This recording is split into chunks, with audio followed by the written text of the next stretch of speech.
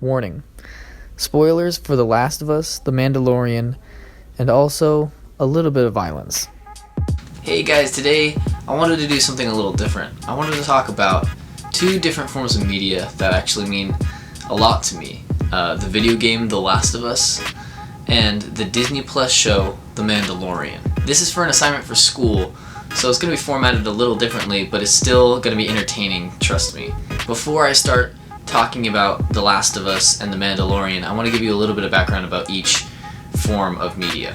The Last of Us is a 2013 action-adventure game developed by Naughty Dog and published by Sony Entertainment. We take control of Joel, a smuggler tasked with escorting a teenage girl, Ellie, across the post-apocalyptic United States. This game has won over 200 Game of the Year awards, and to date, it's sold over 17 million copies worldwide. The Mandalorian is set in the Star Wars universe after the fall of the Empire and before the emergence of the First Order. The series depicts a bounty hunter in the outer reaches of the galaxy, far from the authority of the New Republic. When our main protagonist saves a child from certain death, the Mandalorian's story really begins there. Since its release in November of 2019, it has had 100.3 million viewers. The form of analysis I'm going to be using is the narrative analysis. According to SellNow, a narrative perspective discovers an underlying moral of the story. It reveals the story of how we ought and ought not to believe or behave. Throughout the text, actions and consequences are offered as good reasons to accept the moral as being valid. This means we are looking for the moral of the story in both of these forms. There's a lot of morals to these stories, but I'm only going to be focusing on a few. The reluctant hero character stories continue to hold strong in America because of the drama they represent. In the case of The Last of Us and The Mandalorian, audience experience a satisfying character arc while revealing strong implications for American culture. The three morals of the story I'm going to be focusing on are 1. Easier does not equal better.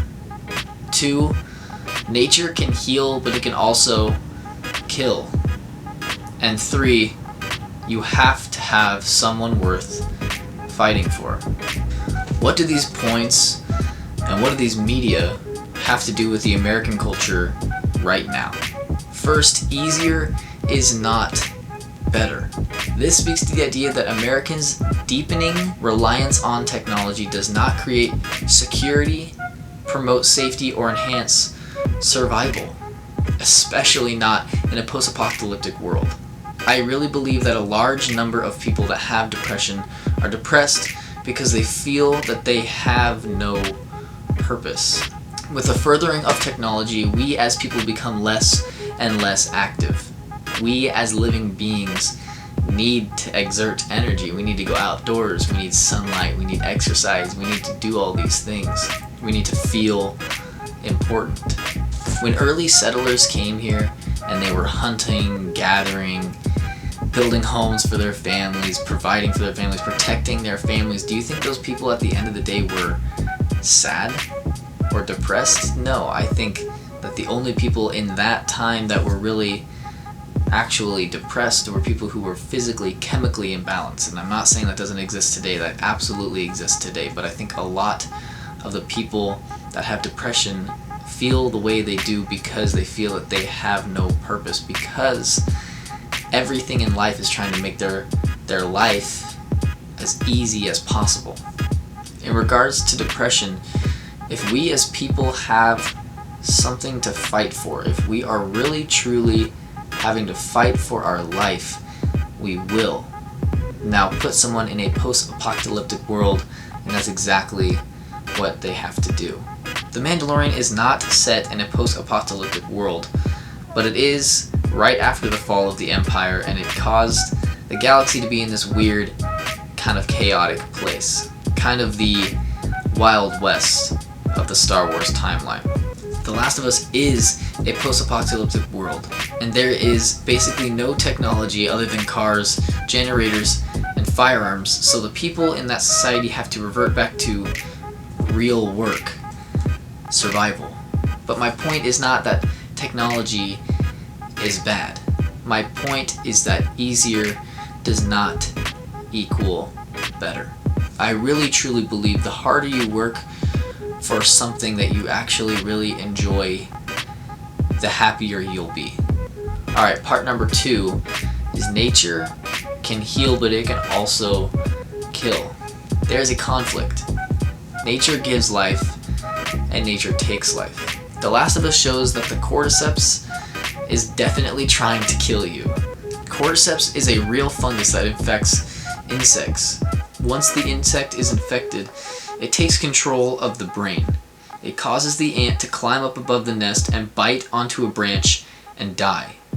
When this happens, the cordyceps grows inside the insect until it bursts out of the head and releases spores onto the colony below. The whole purpose of this fungus is to spread and kill entire colonies of insects. In this horrible fungus that has been ravaging the world for 20 years, this girl can heal everyone. In the second episode of The Mandalorian, we see a mudhorn. The Mandalorian must get the egg inside the cave, but the mudhorn is trying to kill him and defend the egg. As he's getting battered around, the child saves the Mandalorian by force lifting this creature. Later in the series, we see the child physically heals someone. Our society is so about healing naturally.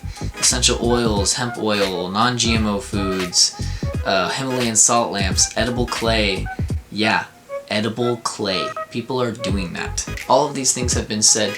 They help your health in some way. But we know that for every good thing that nature does, nature has something very bad in its back pocket. Things like swine flu, bird flu, HIVs, smallpox, influenza, and now coronavirus. We are trying to save the planet, but the planet by no means is trying to save you.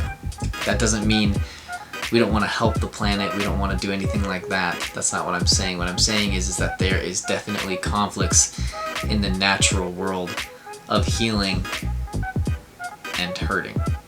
Alright, number 3, we have someone worth fighting for. Okay, just a really quick thing about that clip that doesn't really have to relate to anything that I'm talking about, but I thought it was really interesting. So in that scene in Mulan, having a girl worth fighting for, and they're referring to a girl of sexual interest, of a wife, girlfriend, whatever. And as they're singing that song, they come upon the burned village, and they find this little doll.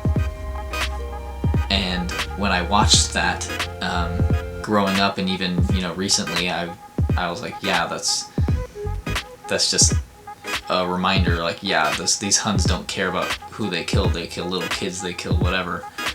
But then I really started thinking about it, and I realized that the girl that they found worth fighting for was the little girl that died in that village. It wasn't about whether she could cook or clean or anything like that. It was a girl worth fighting for. So I thought that was cool, and I didn't really realize that until recently. So, little fun fact for you. A lot of people think that the people that like shows like The Walking Dead or games like The Last of Us just like it because it's violent. This game and this show are not here just to give us a violent thing to look at because violence is entertaining, even though that is a perk. I'll show you.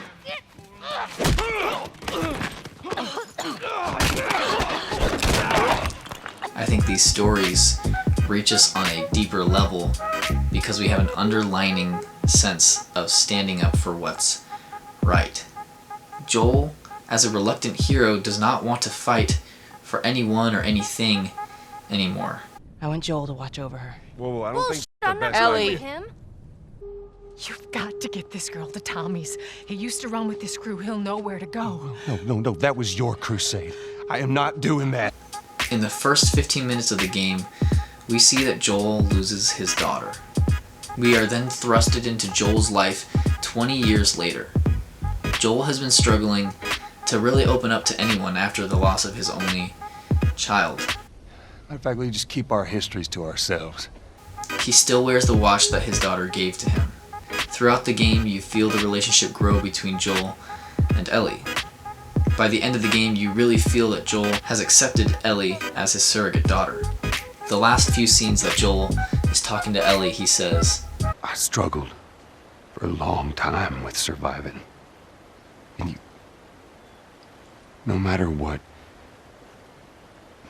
you keep finding something to fight for. and Joel found what he's fighting for. As for the Mandalorian, this one is pretty simple. The Mandalorian is fighting for the child. He was just a bounty hunter, and all he really cared about was, I want my next job. Then his life changed in one choice: to go against the code and save the child he put in harm's way. Both of our protagonists put themselves in harm's way to save someone else. These stories resonate with millions and millions of people. The reluctant hero feeling powerless in a dangerously fallen world, sacrificing all to survive, doing the right thing even if you really don't want to. Both Joel and the Mandalorian have stepped into the care of a child at great risk to themselves. Maybe why these forms of media resonate with so many people is because we kind of have this weird be nice all the time kind of idea. Or not be nice, but be compliant. People are really afraid to say what they think because of safe spaces, because of feelings, because of whatever else. It's some weird thing of, because you feel a certain way, it negates the facts of something that's true. I really take issue with the idea of a safe space. The idea that in this area nothing bad can happen to you. Throughout your life there's going to be people that aren't nice to you. Family members, bosses, just people in general. We as people need to learn how to deal with adversities. That's how we grow, that's how we learn. Think about the hardest time in your life, the worst time of your life. It may have been a divorce, death, breakup, anything along those lines. You would not be the person that you are without those adversities. Without those bad things happening to you, you would not learn and grow. I think that the American people really believe that what I'm saying is true. No matter how much they say we need safe spaces, we need to be nice to each other, we need to be overly nice to each other, we need to say, hey, put the facts aside because this person's feelings are here. I think the American people don't really believe that. I think we as American people want more. We want real.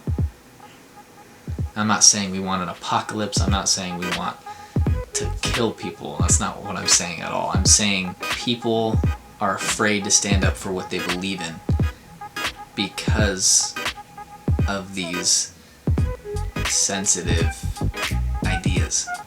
I think that these stories are loved because they speak to the American culture values and connect to ideas that we're not worried about how to say things.